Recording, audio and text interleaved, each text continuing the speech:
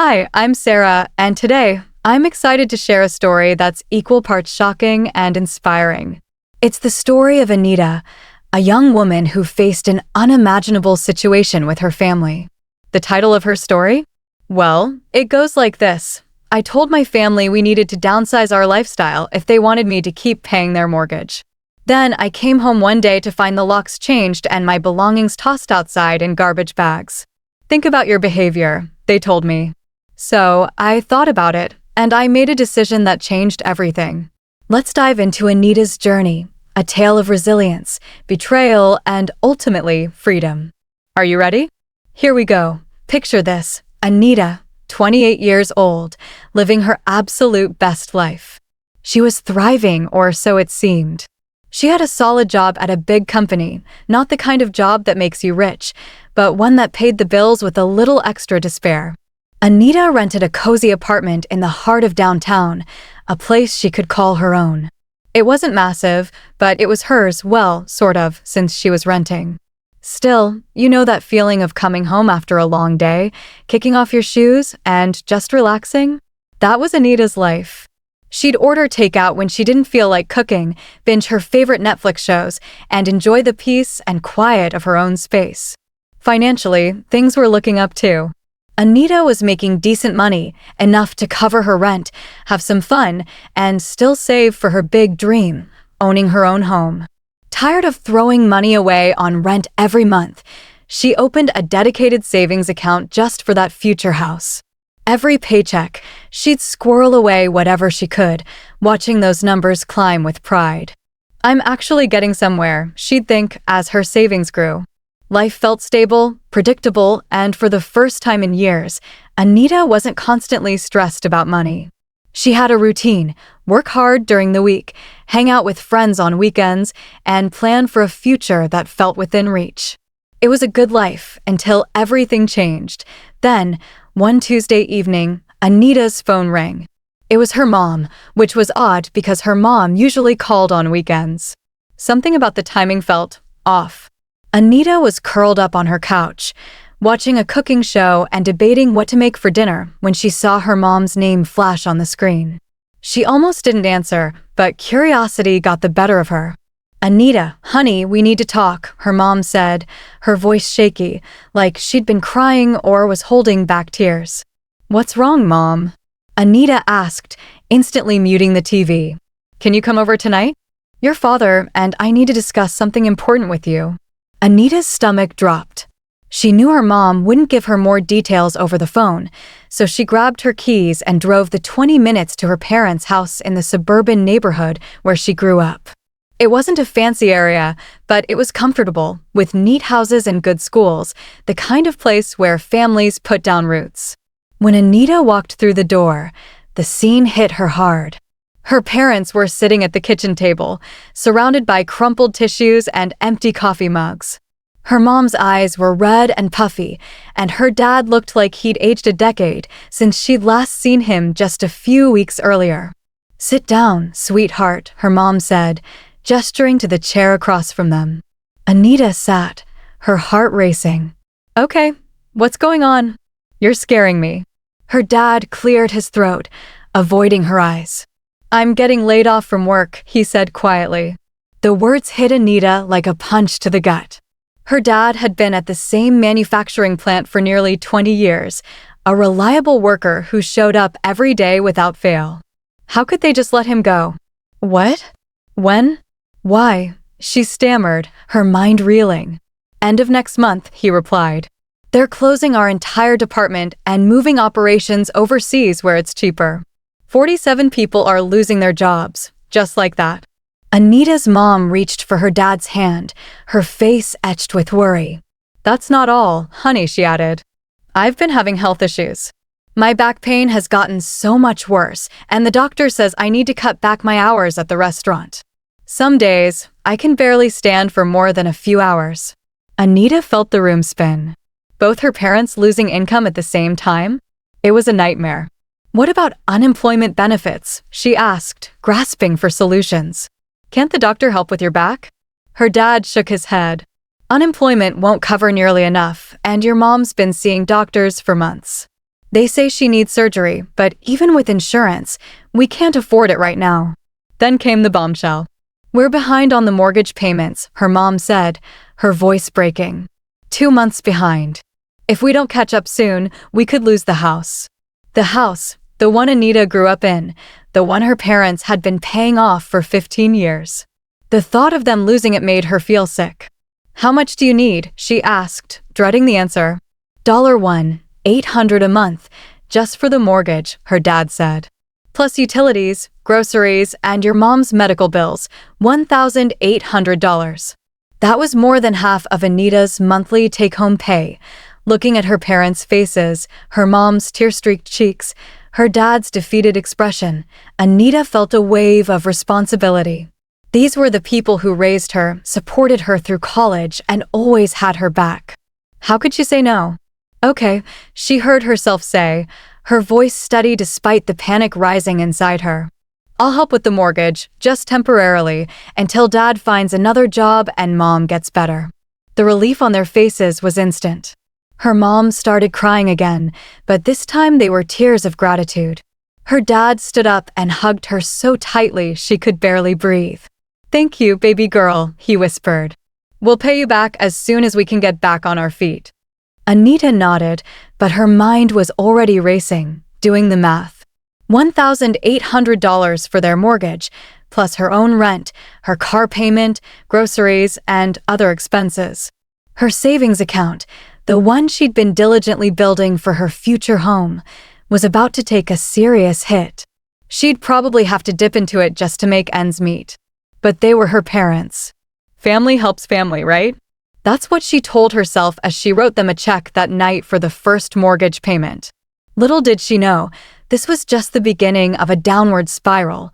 The first few months of helping her parents were brutal. What started as just the $1,800 mortgage payment quickly turned into a financial black hole. Their water heater broke, costing hundreds to replace. Then the refrigerator started acting up, requiring expensive repairs.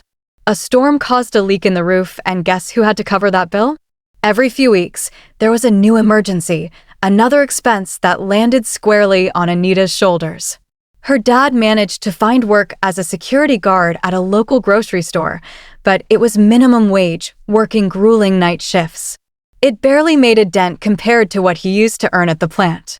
Her mom's back pain worsened, limiting her to half shifts at the restaurant. Some days, she'd come home in tears, barely able to move from the pain. After 4 months of this, Anita was drowning. She'd already burned through $10,000 of her savings, money she'd worked so hard to save, and was dipping into what was left just to cover her own rent and basic expenses.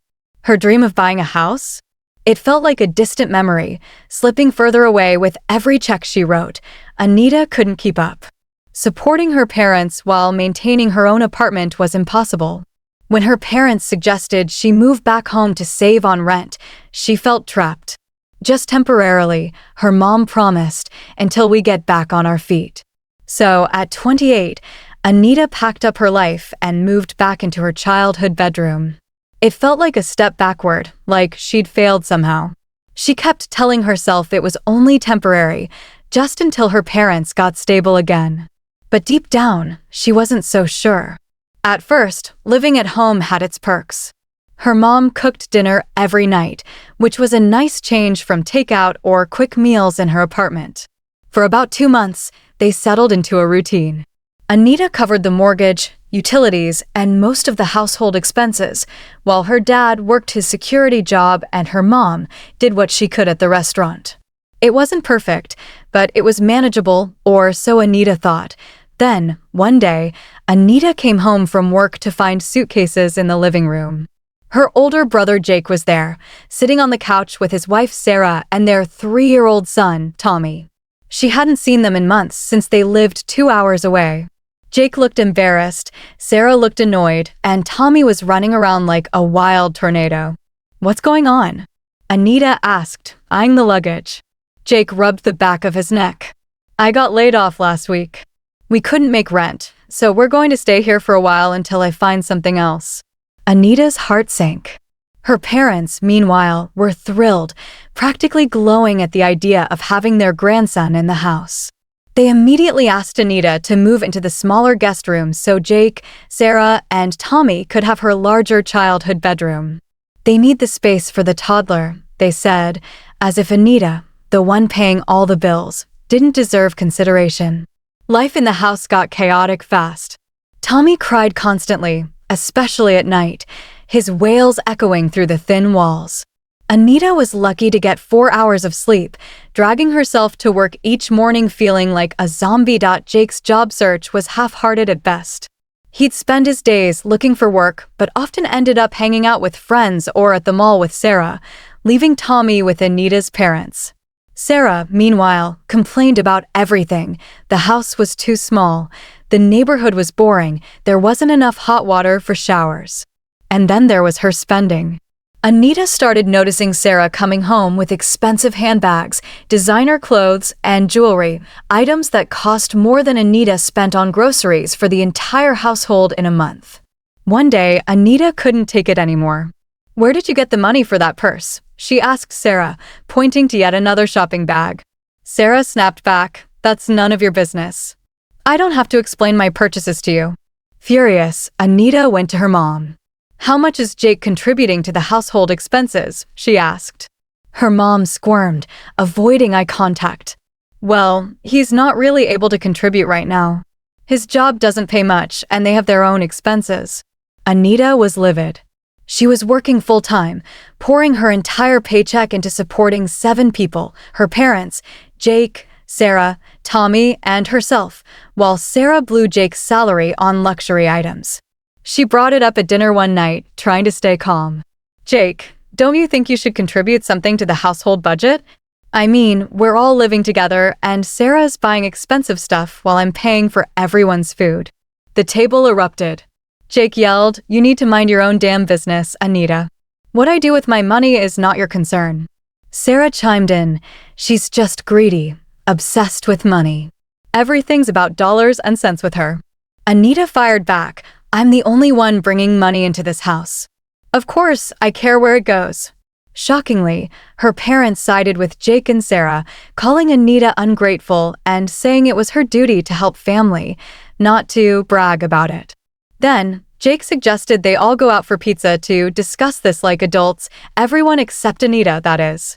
They left her at home with Tommy, a cranky toddler who wasn't even her kid, while they went out to eat, likely on her dime, and probably complained about how unreasonable she was.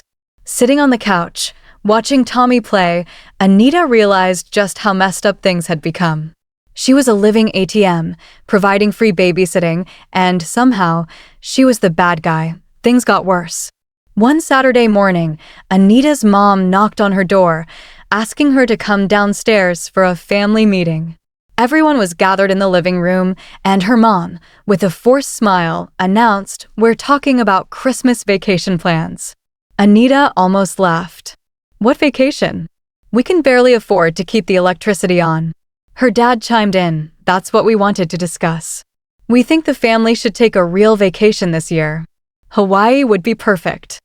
Anita stared at them, dumbfounded. "Hawaii? Are you serious?" Sarah leaned forward, eyes gleaming. "There are great deals right now, and it would be amazing for Tommy to see the ocean."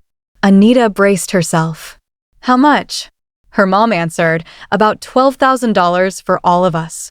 We know you have that savings account with $50,000. It's not that much compared to what you have saved." Anita couldn't believe it. They wanted her to drain her house savings, the money she'd been saving for years, for a family vacation.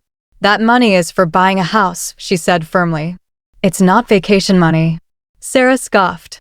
"But we're family. Don't you think we deserve a break after this hard year?" Anita's jaw dropped. "Hard year? You haven't worked a single day since you moved in. You spend Jake's paycheck on designer purses while I pay for your food and shelter." Jake's face turned red. There she goes with the money talk again. Anita stood her ground. "Yes, the money talk, because I'm the only one who cares about money in this house. I pay for everything." Her mom interjected, "That's what family does, Anita. And now we're asking you to help us make good memories together." "No," Anita said, her voice steady. I'm not spending my house money on your vacation. Find a way to pay for it yourselves." The room went silent, except for Tommy playing with his toys. "Think about it," her mom said finally. "Christmas is about family. Maybe you'll change your mind." Anita didn't budge. "I won't change my mind. I'm already spending every penny I earn on this family. My savings are off limits." She stormed to her room, slamming the door, as her family whispered downstairs, likely calling her selfish. The next day, Sunday, was tense. Her family gave her dirty looks and made passive-aggressive comments, but Anita figured they'd get over it. Monday, after a long day at work, she pulled into the driveway, dreaming of her mom's cooking and a quiet evening. But something was wrong. Garbage bags were piled by the front door. As she got closer, she realized they weren't garbage. They were her belongings, her clothes, books, and personal items, stuffed into plastic bags like trash. She tried her key in the lock. It wouldn't turn. They'd changed the locks. Anita pounded on the door. "What the hell is going on? Open the door." After a few minutes, the door opened a crack, held by the security chain. Her mom's face appeared, with her dad, Jake, and Sarah standing behind her. "What is this?" Anita demanded, gesturing to her things. Her mom's voice was cold. "We decided you need to think about your behavior. You're being selfish and ungrateful, putting money before family." Anita's heart raced. "You're kicking me out because I won't pay for your vacation?" "We're giving you time to think," her dad said. "When you realize family comes first and you're willing to help with the Hawaii trip, we can talk about you coming back." Anita stared at them through the narrow gap in the door. These people, her own family, who she'd been supporting for months, were throwing her out because she wouldn't fund their $12,000 vacation. "You're serious," she said, her voice trembling. "You're actually kicking me out." Her mom's reply was final. "Think about what's really important. We'll be waiting for you to come to your senses." Then she slammed the door in Anita's face. Anita stood there, staring at her belongings scattered in bags, trying to process what had just happened. Her own family had locked her out because she wouldn't give them $12,000 for a trip to Hawaii. At first, she wanted to cry. Then she wanted to scream and pound on the door. But then, something unexpected happened. She started to smile. Then she laughed. They thought they were punishing her, but in reality, they'd just freed her from a toxic situation she'd been too guilt-ridden to leave on her own.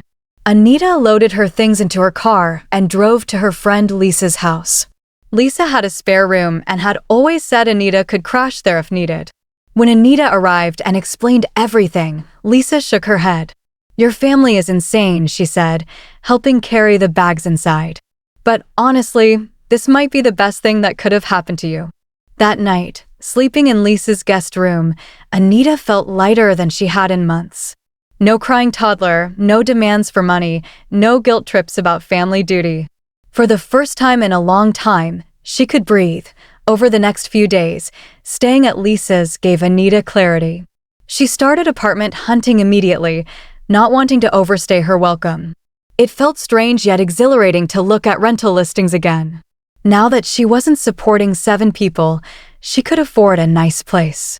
Within days, she found a 1-bedroom apartment in a great neighborhood with reasonable rent.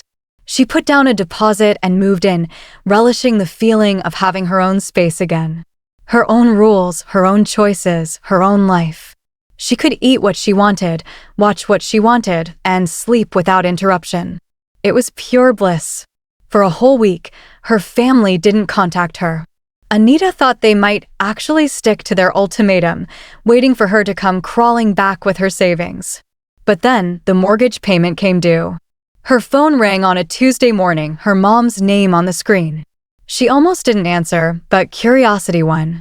"Anita, honey, it's time for the mortgage payment," her mom said, as if nothing had happened. Anita laughed. "Are you serious right now?" Her mom sounded confused. "What do you mean?" "The payment is due, and we're expecting the usual amount." "Mom, you kicked me out. You changed the locks and threw my stuff in garbage bags. Why would you think I'm still going to pay your bills?" There was a long silence, then her mom's voice turned panicky. "But we don't have the money for the mortgage. You know we can't afford it without your help." Anita didn't hesitate. You should have thought about that before you decided to punish me for not funding your Hawaiian vacation. Maybe Jake should get a full-time job, or Sarah could stop buying designer handbags and contribute something. You have options, you just don't want to use them. Her mom tried a different tactic, her voice softening. But Christmas is coming. This isn't the time for family to be fighting. We should be together, working things out. Anita wasn't falling for it. You're right, it's not the time for fighting. So, I'm not going to fight with you. I'm just not going to pay your bills anymore either. Her mom pleaded, what if we all sat down and talked? You could come back home, and we could start fresh. Anita was done. Absolutely not. I'm not coming back, and I'm not giving you another cent. You made your choice when you threw me out. She hung up and blocked her mom's number, then her dad's, Jake's, and Sarah's. She blocked them on social media too. She was done. Months have passed since Anita walked away from her family, and her life is unrecognizable in the best way possible. She's saving money again, watching her house fund grow for the first time in over a year. Her $50,000 savings remains untouched, earning interest as she adds to it each month. She started dating again, something she couldn't even consider when she was stuck in her childhood bedroom, supporting an entire household. She's even looking at houses again, dreaming of the day she'll have a place of her own. Through relatives, Anita hears bits and pieces about her family. Her dad now works 2 part-time jobs, and her mom pushes through her back pain to work more hours. Jake finally got a full-time job because he had no choice. They complain about Anita constantly, calling her selfish and ungrateful, painting her as the villain to the extended family. Some relatives have reached out, urging her to reconcile, saying family is more important than money. Anita's response? If you feel that strongly, you're welcome to pay their mortgage. That usually shuts them up. The funny thing is, Anita isn't even angry anymore. At first, she was furious about how her family used and betrayed her, but now she feels relieved. They did her a favor by kicking her out. She never would have had the courage to leave on her own, trapped by guilt and family obligation. Now she's free to live her life, make her own choices, and keep the money she earns without guilt. Her parents taught her a valuable lesson, just not the one they intended. They showed her that sometimes, the people who claim to love you the most are the ones who will take advantage of you the worst. But they also taught her she's stronger than she ever realized. Anita's story is a powerful reminder of the importance of boundaries, even with family. She learned the hard way that love doesn't mean letting people walk all over you or your bank account. Today, Anita is happier than she's been in years, living in her own place, rebuilding her savings, and planning for a future that's hers alone. Her family? They're not starving or homeless. They figured out how to survive when they had to, just like Anita always knew they could. They just preferred using her as their personal ATM because it was easier. So, what do you think of Anita's story? Have you ever had to set boundaries with family or walk away from a toxic situation? Let me know in the comments below. I'd love to hear your thoughts. If you enjoyed this story, give it a thumbs up and don't forget to subscribe for more real-life stories that inspire and empower. Thanks for watching, and I'll see you in the next one.